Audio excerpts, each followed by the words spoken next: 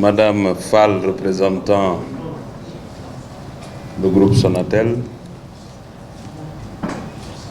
Monsieur le Président d'honneur de l'ANPS, Monsieur Koumé, cher doyen de la presse sportive,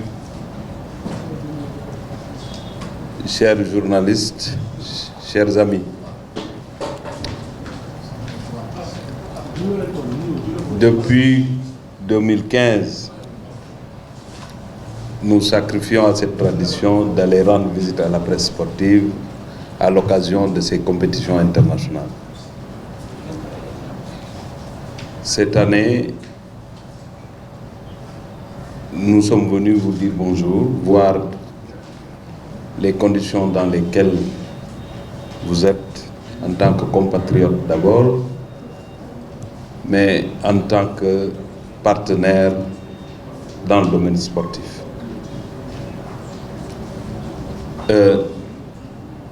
Nous avons choisi, après la qualification pour les huitièmes de finale de l'équipe nationale, pour venir vous transmettre aussi les félicitations et les remerciements du chef de l'État, le président Macky Sall, qui, depuis qu'il est là, nous a donné des instructions très claires pour qu'on soit à vos côtés et qu'on vous permette d'être dans des conditions idoines pour faire correctement votre travail. Cela veut dire informer juste et vrai, mais partager les moments forts et les moments difficiles, parce que ça ne manquera pas avec le peuple sénégalais. Je voudrais, Monsieur le Président, vous féliciter l'ensemble du bureau de l'ANPS. Je vous l'ai dit, quand je vous ai posé la question, vous êtes combien? Vous m'avez parlé de 73 journalistes.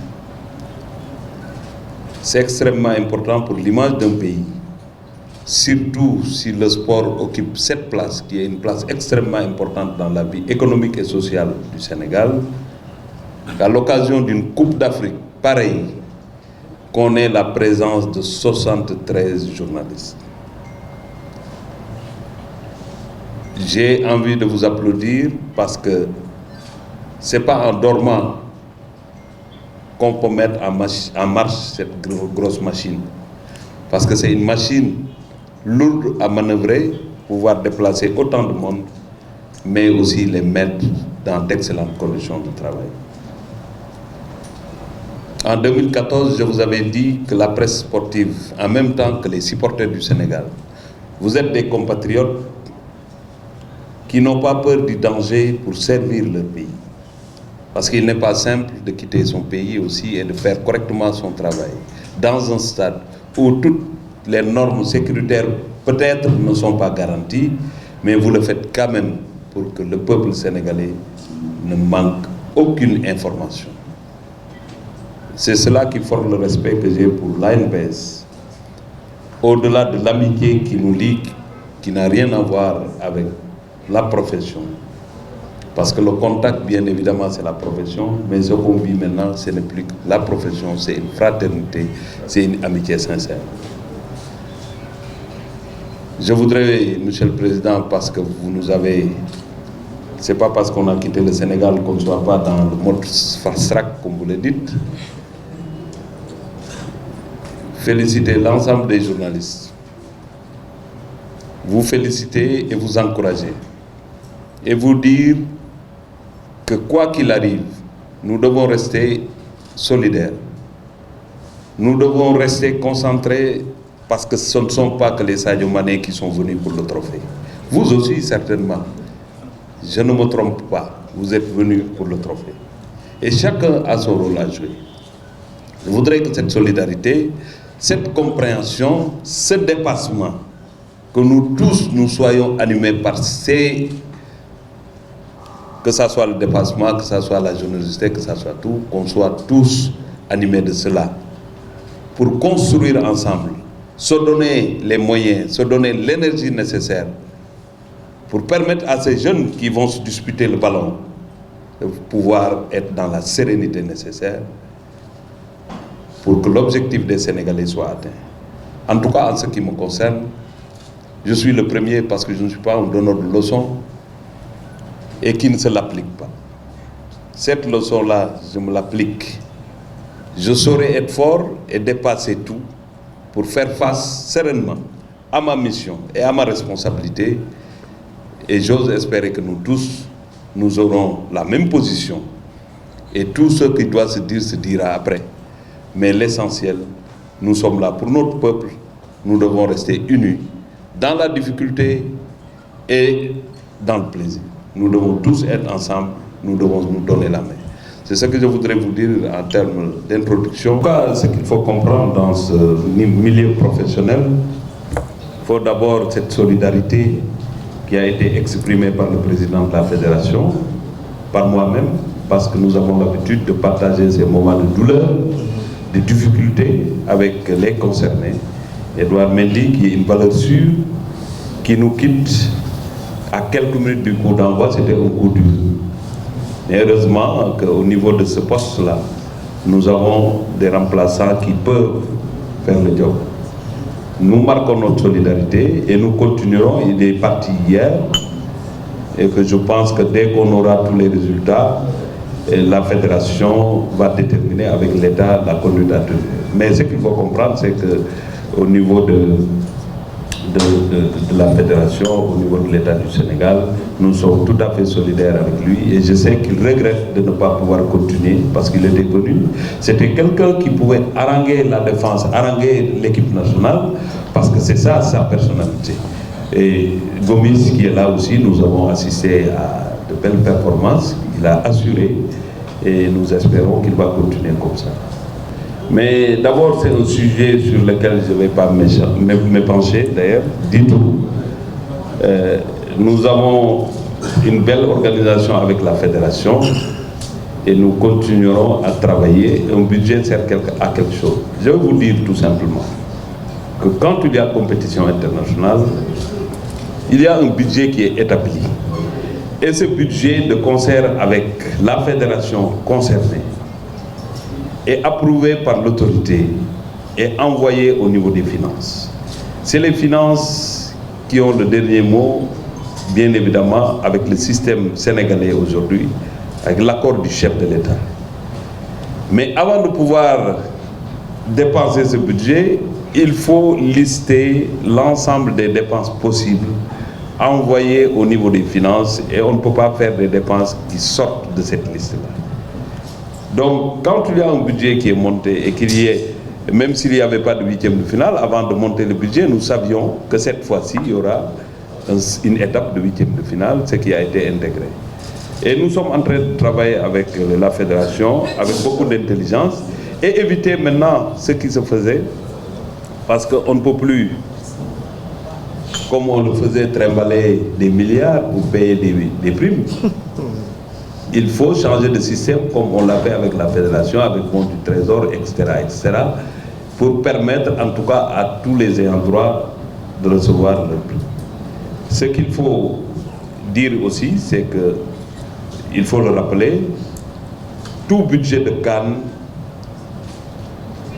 est monté en fonction de l'équipe et des acteurs. Je l'ai dit l'autre jour, parce que les VIP, c'est les joueurs. Et quand on prend le budget de l'équipe nationale, le budget, l'ensemble, en tout cas le plus important, c'est au niveau des primes que ça s'est fait. Nous allons continuer comme cela et nous travaillerons en tout cas à assurer ce paiement de primes avec la fédération en toute intelligence et qu'il n'y ait pas de difficulté. C'est ça que je peux vous dire pour votre question, qui est une question qui ne pouvait pas manquer, parce que j'ai vu même quelque part, des fois on écrit que les primes ont été payées, etc., etc. Mais je pense que depuis 2015, ça se fait sans que ça ne soit un événement. Et nous continuerons à travailler pour que ça ne soit pas un événement, parce qu'en réalité, ça doit se faire, c'est tout à fait normal. Je dois rappeler que la gestion des supporters de cette année,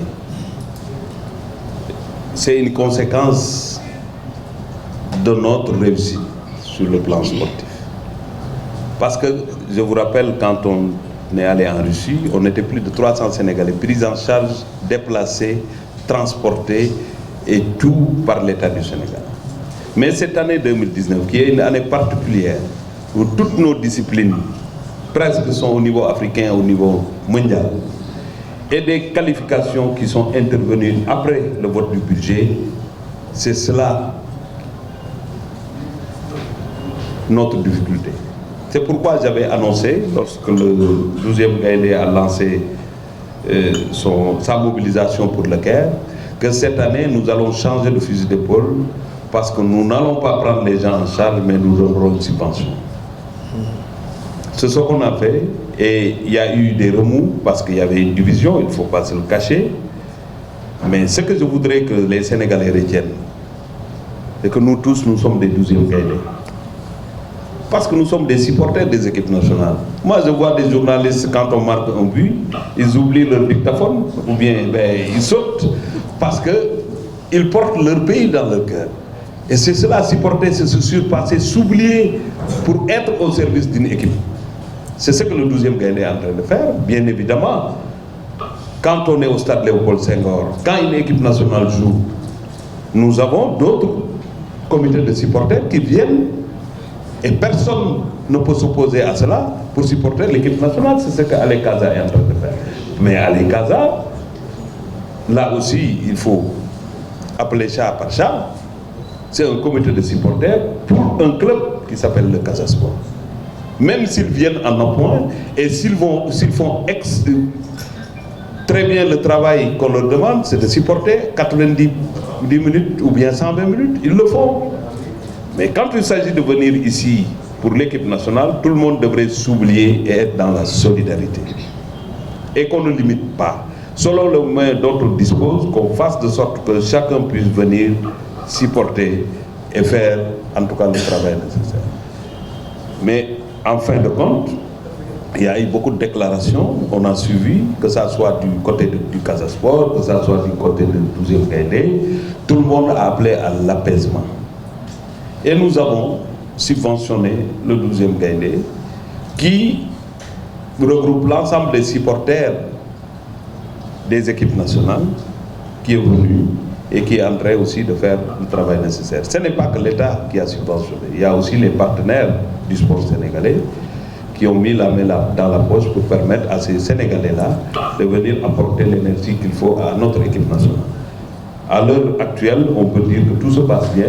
Il n'y a pas de problème, tout le monde s'est oublié parce qu'aujourd'hui, encore une fois, nous sommes tous des supporters de l'équipe nationale et chacun, à sa manière, est en train d'apporter sa contribution pour permettre à ces jeunes-là de pouvoir se surpasser et de faire plaisir à leur pays. Puisque le basket a fait son intrusion dans notre débat, je peux simplement vous dire qu'aucune balle ne peut être dans le camp du ministère des Sports. Nous, nous accompagnons les fédérations à prendre en charge la question financière pour les entraîneurs qui sont en pige, et je le répète, le Sénégal ne peut pas se permettre d'avoir 55 entraîneurs payés au mois, chaque mois. Ça, le Sénégal ne peut pas le faire.